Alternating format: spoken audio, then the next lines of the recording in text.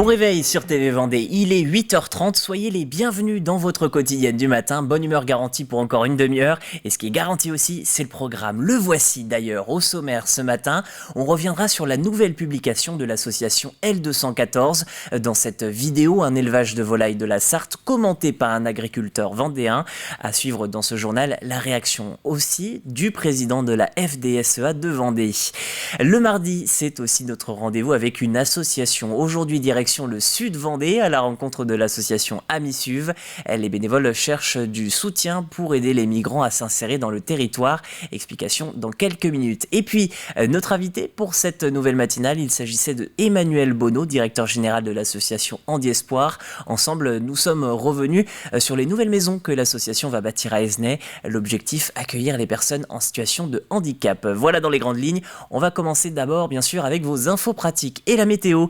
La météo, vous le voyez, à peu près la même situation qu'hier, du soleil et quelques nuages avec des ondées pluvieuses très localement. Sur les côtes, il fera 9 degrés et dans les terres un peu plus frais jusqu'à 6 degrés maximum.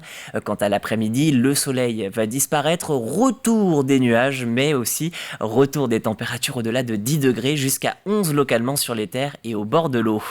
Côté marée, la marée haute, eh bien, c'était il y a quelques minutes à 7h58.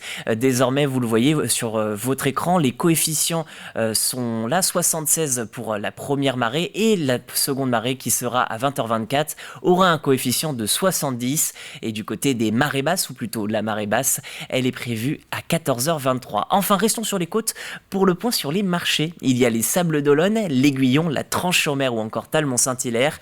Dans les terres, on retrouve Grosbreuil, Chaland, les Lucs-sur-Boulogne, Vendrennes, Chantonnay et même Mortagne-sur-Sèvre.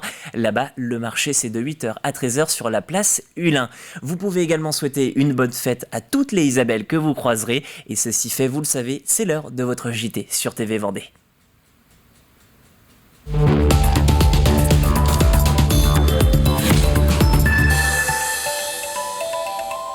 On débute avec l'association L214 qui sort une nouvelle vidéo, une manière de placer le bien-être animal parmi les sujets de campagne à quelques semaines du premier tour. Dans cette vidéo, un élevage de volailles de la Sarthe commenté par un agriculteur vendéen. Francis Guillotot était lui aussi éleveur de volailles au Boupère il y a quelques années. Il explique s'être lui-même tourné vers l'association pour apporter son témoignage. J'ai contacté L214, sachant que c'était mon déclic, c'était vis-à-vis des vidéos qui montraient, et ça correspondait vraiment à la vérité. Les syndicats racontent qu'ils sont des anti-viande, mais moi je pense qu'ils sont aussi la protection des animaux, et c'est quand même pas interdit d'élever des animaux dans le respect et dans le bien-être animal. Le consommateur qui achète le Gaulois, il est complètement dans l'ignorance, il ne sait pas du tout qu'est-ce qu'il y a dans la barquette. S'il savait comment que ça a été produit, il ne l'achèterait pas. Pour la FDSEA de Vendée, le département compterait près de 2000 élevages de volailles respectant le cahier des charges imposé par les entreprises achetant la production. Le syndicat déplore donc une nouvelle fois la méthode de dénonciation de l'association et milite plutôt pour une remise en question des consommateurs. Aujourd'hui, on est contrôlé dans nos exploitations par l'administration, par des organismes certificateurs. Si on ne respecte pas, on est sanctionné, on a des pénalités, on doit être remis à jour, mais est-ce que c'est à chacun d'entre nous d'aller faire contrôler chez les autres? On répond à la demande du consommateur. Donc si le consommateur souhaite du label, on produit les labels, on produit du bio. Il n'y a pas de problème à produire en fonction du choix du consommateur.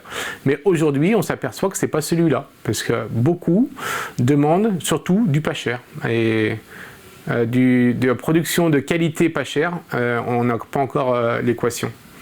Dans le reste de l'actualité, c'est une solution écologique en plein essor. L'isolation par la paille fait de plus en plus d'émules parmi ceux qui souhaitent isoler leur habitation.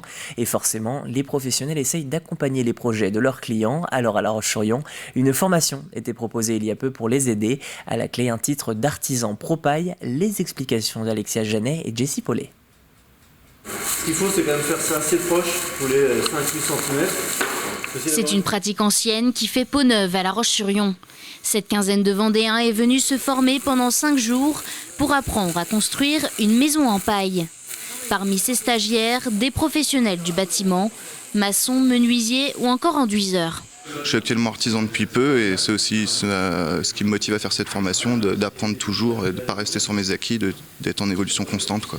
Ouais, c'est pour pouvoir répondre à des demandes futures qui peuvent être du coup des maisons en paille, des maisons ossature bois, isolation en paille, qui pour moi je pense que ça sera l'avenir plus tard, très certainement. Concrètement, ces maisons se construisent avec une ossature en bois, des bottes de paille à l'intérieur pour isoler, le tout recouvert d'enduit. Pas trop loin de ce qui est là, pas trop près non plus pour charger en épaisseur, pour que quand j'ai fini de mettre en forme, c'est ce que j'ai déjà mis qui me sert de butée, qui m'aide à me décoller et à sortir. Une technique atypique, bien plus complexe qu'elle n'en a l'air, mais qui présente de nombreux atouts, notamment environnementaux. Le concept est réglementé en France depuis une dizaine d'années et il séduit de plus en plus. En 10 ans, il y a eu plus de 3000 professionnels de formés, certifiés Propaille. C'est vrai que ça donne des bâtiments qui sont, extrêmement performants et qui demandent peu d'énergie pour tout simplement maintenir des températures ambiantes intéressantes. Mais le confort que ça apporte est vraiment différent. C'est-à-dire que les maîtres d'ouvrage qui vont vers ce type de réalisation, on pense forcément à ceux qui ont une posture environnementale, mais pas que. On a des professionnels qui vont chercher ce type de parois pour leurs propriétés physiques, la gestion de l'humidité, l'acoustique, des choses comme ça. Et puis aussi pour des bâtiments publics, tout simplement avoir une bonne maîtrise énergétique des coûts de chauffage et autres. À la fin de cette formation, les stagiaires repartent avec une certification d'artisan Propaille, leur permettant ainsi d'ajouter un plus à leur panel de savoir-faire. Nouvel exemple du dispositif Action Cœur de Ville à Fontenay-le-Comte. Là-bas, la municipalité a lancé Ma Boutique à l'essai. 2 candidatures ont été retenues, une vendeuse de vinyle, mais également une boutique de décoration d'intérieur. Derrière Ma Boutique à l'essai, un principe simple et solidaire, fournir contre un petit loyer un local à des entrepreneurs. L'idée, c'est d'avoir un loyer minoré avec un bail précaire. Et puis, quand on a trouvé son modèle économique et qu'on a réussi son challenge commercial, on peut continuer. Donc, soit après, la ville, si c'est une municipalité, peut continuer avec un bail commercial, ou bien le commerçant peut aller dans le parc privé sur un autre local où il a les moyens de pouvoir payer un loyer plus onéreux, en fait. Pour la ville, c'est l'occasion de remettre des commerçants dans le centre-ville. On est évidemment ici à Fontenay très attachés au commerce de centre-ville et à revitaliser notre centre-ville. Donc avec ce dispositif, on fait d'une pierre deux coups. À Belvigny, des riverains ulcérés par la mairie. Ils dénoncent la volonté de la municipalité de détruire le bois de la verdure. Ce terrain de 2 hectares permettrait d'étendre la zone d'activité de la verdure, de construire des logements et d'y implanter un centre médical. À l'occasion d'une réunion publique fin janvier, le maire a annoncé la réalisation du projet sans donner de date précise selon les habitants. Début février, les travaux semblaient avoir débuté, mais certains habitants s'y sont opposés. Nous avons un bois qui est juste derrière moi, qui fait plus de 2 hectares. C'est le dernier bois de la ville de Belvigny et qui appartient à la commune depuis 2018. La rue entière est mobilisée, mais c'est quelque chose qui nous a été présenté par la mairie le 27 janvier lors d'une réunion. En plus, en nous disant que c'était un projet pour lequel on n'avait pas de date de définie. On lui a demandé s'il y avait des plans. Il nous a dit que non. Enfin, monsieur le maire Régis Plisson nous a dit qu'il n'y avait pas de plan. Et pourtant, une semaine après, les géomètres étaient déjà dans l'allée avec des plans cadastraux, etc. pour prendre toutes les mesures. Contacté par téléphone, le maire Régis Plisson n'a pas souhaité s'exprimer devant notre caméra. L'élu rappelle néanmoins qu'il respecte le plan local d'urbanisme. Il prévoit également de revoir les habitants mécontents ce mercredi pour une nouvelle réunion. On prend le large dans votre journal, cap sur l'Île-Dieu. Depuis quelques jours, une toute nouvelle recyclerie s'est lancée. L'objectif, réduire le nombre de déchets déposés à la déchetterie et réutiliser certains objets encore en bon état. À terme, les insulaires pourront se procurer des meubles, des vêtements ou encore des équipements multimédia d'occasion et à petit prix. Écoutez d'ailleurs les précisions d'Émilie Coulombe, la coordinatrice de la recyclerie au micro de notre confrère de Neptune FM. Pour l'instant, effectivement, c'est que des choses en bon état et propres, si possible, effectivement. Voilà, les bichonner avant de nous les donner. Alors, on a décidé de prendre tout, sauf les gros meubles, parce que effectivement, la boutique a une certaine superficie, on ne peut pas tout accueillir. Mais par contre, tout objet en bon état.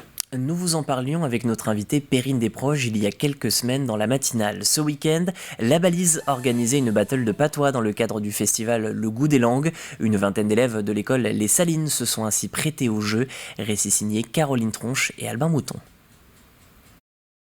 On était couvert de plumes rouges. Il les secouait, secouait, secouait. Oh la domitier confuse. Parce qu'à chaque fois, il faut que tu reprennes le truc. Dernière répétition avant l'arrivée du public. Pour cette première battle de patois, ce sont ces élèves de l'école élémentaire Les Salines qui sont sur la scène. Ils ont préparé des menteries, autrement dit des blagues en patois. Une sacrée pignouse. Elle a commencé à chialer, à pleurer, à faiser, tant elle a pigné. Les prises de parole s'enchaînent. Des discours qui ont demandé de la préparation, surtout pour ces enfants qui n'ont parfois jamais entendu cette langue. Lorsque nous avons commencé à faire appel aux familles ou à des gens de l'extérieur, certains enfants venaient de l'extérieur, donc trouvaient très exotique et très rigolo ce patois. Mais d'autres familles ont découvert que dans leur famille, il y avait des grands-parents ou des oncles et tantes ou même des parents qui connaissaient et qui parlaient le patois mais qui l'avaient complètement enfoui. Et ça a été l'occasion pour les enfants de découvrir que dans leur famille, ce patrimoine oral existait encore. Pour assister aux prestations des écoliers, pas loin de 80 personnes étaient sur place. Un moment de partage entre les générations, moment qui était important pour les organisateurs de l'événement. Deux crampons pour pas mettre la boule par terre. Le patois, une langue qui fascine et qui pourtant se perd à travers le temps. Après, on pourra le transmettre à d'autres personnes et qu'ils transmettront aussi à d'autres personnes. Et comme ça, la langue elle sera toujours transmise et on n'aura pas peur de la perdre. On se rend compte qu'effectivement, pour plein de raisons, ce sont des langues qui ont été un peu mises sous terre, qu'on a cachées honteusement. Et moi, j'ai effectivement des grands-parents, comme dans beaucoup de familles, qui parlent le patois, mais qui ne l'ont jamais transmis. Et quand je vous parle de revanche, c'est vraiment ça, c'est de dire, mais c'est pas normal qu'on coupe net. Enfin, à quel moment peut-on dire que c'est malsain d'avoir une forme de culture, quelle qu'elle soit ? Et moi, c'est inentendable. Et du coup, c'est vraiment l'envie de transmettre ce que moi, je n'ai pas. Le patois vendéen, une langue minoritaire qui persistera dans tous les cas ici, au pays de Saint-Gilles-Croix-de-Vie. Une deuxième édition de la Battle de patois est déjà envisagée pour l'année prochaine. Voilà pour vos informations, on va y arriver. Voilà pour vos informations en Vendée. Désormais, on s'intéresse à votre ciel et aux températures au plus près de chez vous. La météo de Fanny Poirier, c'est maintenant sur TV Vendée. Bonjour à toutes et à tous. L'anticyclone persiste en France jusqu'à la fin du mois de février. Nous apportons du brouillard au réveil et quelques éclaircies les après-midi. À noter que notre week-end s'annonce pour le moment bien lumineux et ensoleillé, à confirmer tout de même. En attendant, ce mardi 22 février, le brouillard se lève en matinée. Il peut persister avant sa dissipation. Les températures affichent un minimum de 3 degrés du côté de la Châtaigneraie, 5 pour Montaigu-Vendée, 9 degrés le long des côtes et 10 sur les îles. Dans l'après-midi, les quelques éclaircies du matin disparaissent et le ciel sans nuages. Progressivement, un petit risque d'ondée est également possible. Vous le voyez du côté de Noirmoutier. Concernant le mercure, on attend une moyenne de 11 degrés sur l'ensemble du département, hormis la Châtaigneraie qui obtient 10 degrés maximum. Petit coup d'œil aux prévisions des 3 prochains jours. Mercredi, c'est un temps calme qui nous attend avec un ciel partagé entre nuages et éclaircies tout au long de la journée. Les températures s'échelonnent de 4 à 9 degrés le matin et de 10 à 14 l'après-midi. Jeudi, les nuages sont de retour, surtout en matinée, puis en seconde partie de journée, le ciel est voilé dans les terres et nuageux, voire pluvieux sur le littoral et les îles. Le mercure affiche une moyenne de 7 à 13 degrés. Enfin, vendredi, le temps s'améliore dans l'intérieur du continent avec une baisse des températures en matinée. Sur la côte, les averses persistent, puis dans l'après-midi, le soleil revient. Les températures sont comprises entre 2 degrés le matin et 14 au plus chaud. Retour à notre mardi 22 février. Bonne fête à toutes les Isabelle. Le soleil se lève à 7h56 et se couche à 18h41. La mer s'annonce forte avec des coefficients de marée de 76 et 70. Je vous souhaite à toutes et à tous de passer une merveilleuse semaine sur TV Vendée. Rendez-vous très vite pour un nouveau bulletin météo.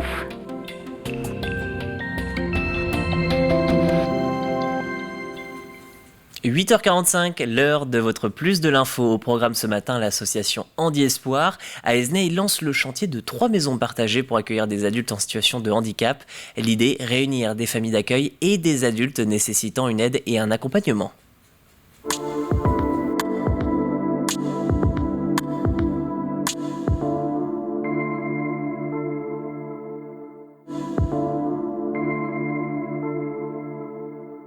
Ces 3 maisons ont volontairement été implantées dans un quartier résidentiel pour être, entre guillemets, le plus inclusif possible avec la population locale. Donc il y a 3 logements et donc dans chacun des logements il y aura une famille. Dont une des personnes de la famille sera salariée de l'association Handi Espoir pour accueillir, donc chacune des familles accueillera 2 personnes handicapées. Et les logements ont été faits pour pouvoir permettre la partie privative, mais aussi la partie commune. Et puis le fait d'avoir 3 logements ou 3 familles, c'est aussi d'organiser ensemble des choses, mais pas d'en faire une structure trop importante pour pouvoir garder cette notion d'intimité. Et surtout ce que l'on souhaite, c'est l'intégration dans le quartier. On essaie d'être dans l'innovation permanente, mais aussi toujours calé aux besoins des usagers.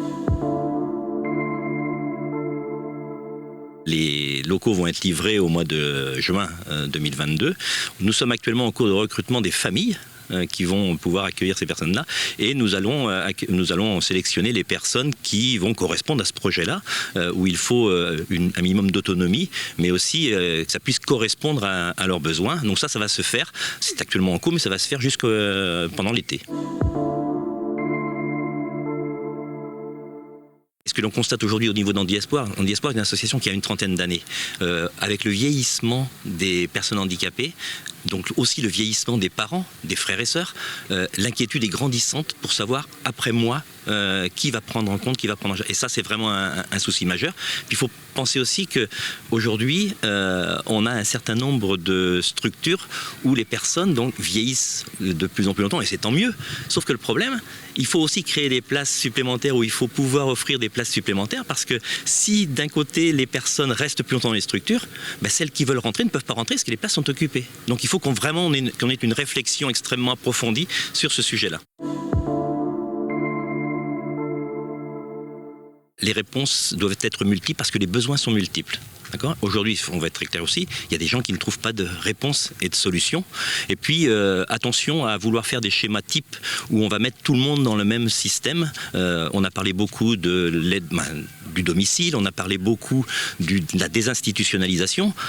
Oui, pourquoi pas, l'inclusion également, mais ça n'est pas forcément adaptable et adapté pour tout le monde. Il y a des personnes du champ du handicap qui ne pourront vivre qu'en collectif. Donc il faut essayer, et ça c'est vraiment la volonté d'Handi Espoir, c'est de trouver des solutions les plus personnalisées possibles et en réponse aux besoins des familles et des usagers et des résidents.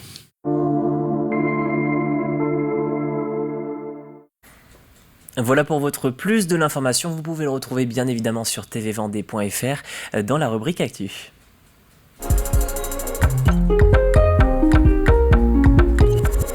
La chronique associative du jour nous emmène dans le sud Vendée et plus particulièrement à Fontenay-le-Comte. Là-bas, l'association Amisuv œuvre depuis 6 ans à l'intégration et à l'aide des personnes migrantes.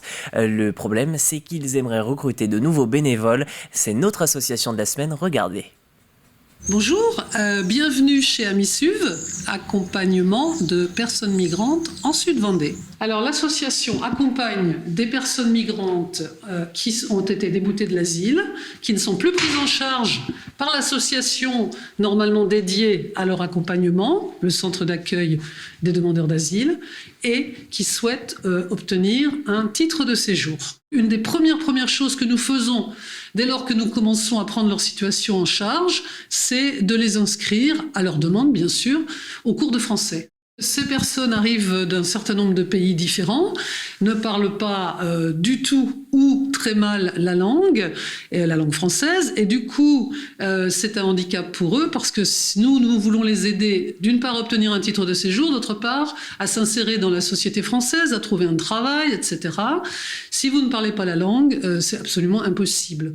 Quelle mission vous avez pour les bénévoles qui pourraient vous rejoindre ? Alors, les bénévoles donc sont selon ce qu'ils souhaitent faire déjà, soit pour donner des cours de français, soit pour faire cet accompagnement des jeunes majeurs. Alors, l'accompagnement des jeunes majeurs est un peu particulier parce que nous avons choisi de faire une sorte de tutorat individualisé, c'est-à-dire que le bénévole ou les bénévoles, souvent on travaille en binôme, ces bénévoles sont dédiés à une ou deux personnes. Les autres pôles, l'administratif, il s'agit d'aider les personnes à avoir un titre de séjour. Il n'y a personne ici qui soit juriste au départ. On se forme, alors on apprend au quotidien avec l'expérience. Bon, l'association, elle a 6 ans. En 6 ans, on a un peu d'expérience, un peu de compétences, et on la passe aux autres. Voilà, donc les bénévoles qui arrivent ne sont pas lâchés tout seuls. C'est pas anodin, on accompagne des personnes. Et on n'est pas juste un bureau qui rédige des lettres pour eux, pas du tout. D'ailleurs, dès qu'on va pouvoir recommencer, on va organiser à nouveau des projets pour l'insertion de ces gens, pour qu'ils se rencontrent et qu'ils rencontrent d'autres personnes localement. L'association est donc basée dans le sud Vendée, mais toute aide est la bienvenue, notamment pour les fichiers administratifs. Si vous souhaitez des renseignements, n'hésitez pas, vous pouvez retrouver toutes les informations sur notre site internet.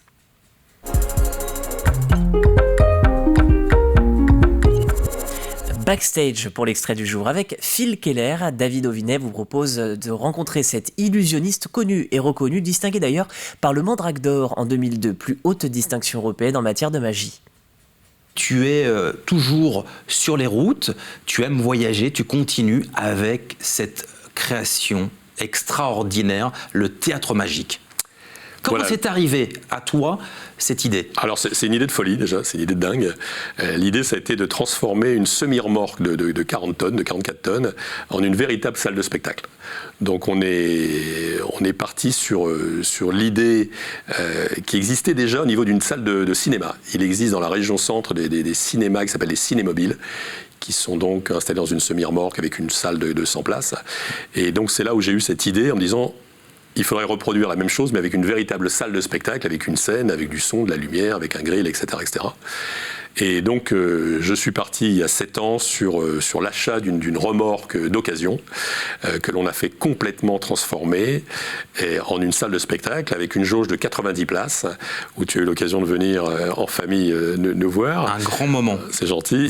Et donc, on a donc cette salle de spectacle qui tourne avec surtout le même confort qu'une véritable salle de théâtre, oui. Où lorsque l'on est à l'intérieur du théâtre magique, à aucun moment on ne peut imaginer être dans un camion, dans un semi-remorque de 40 tonnes.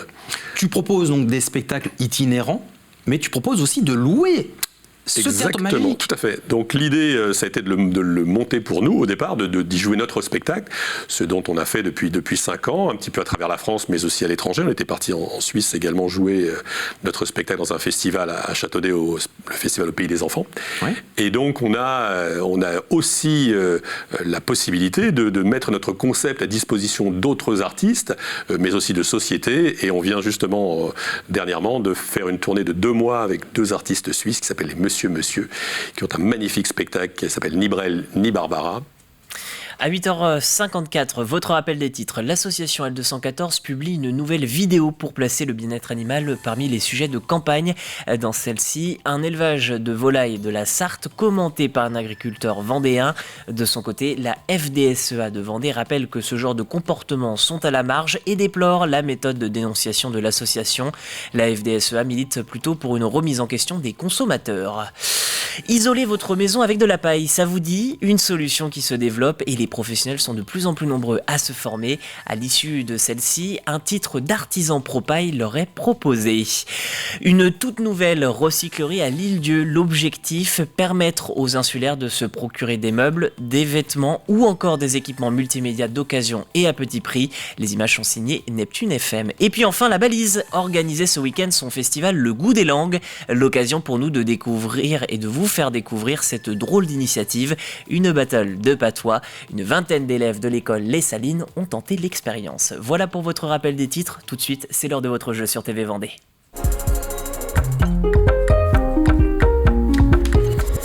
La question de la semaine, comment s'appelle ce rassemblement annuel de véhicules anciens? Vous avez le droit, comme chaque fois, à un indice. Cette année, le rassemblement fête sa 10e édition. Et comme chaque semaine, qui dit jeu dit forcément résultat et lot pour les gagnants. Les lots, quels sont-ils? Les voici, vous aurez la possibilité de gagner 2 fois 2 places pour applaudir la nouvelle comédie de Didier Caron, Sans dessus-dessous, avec en tête d'affiche Sandrine Quétier et Éric Logéria. C'est Œil du Prince qui vous propose donc de découvrir ce spectacle à Mouilleron le Captif le 18 mars à 20h30. Voilà pour votre jeu de la semaine. Il ne me reste plus qu'à croiser les doigts pour vous et à vous souhaiter une belle journée. Et oui, c'est déjà la fin de la matinale. On se retrouve demain pour tous ceux qui le souhaitent dès 7h et pour tous les autres, belle journée à vous sur TV Vendée.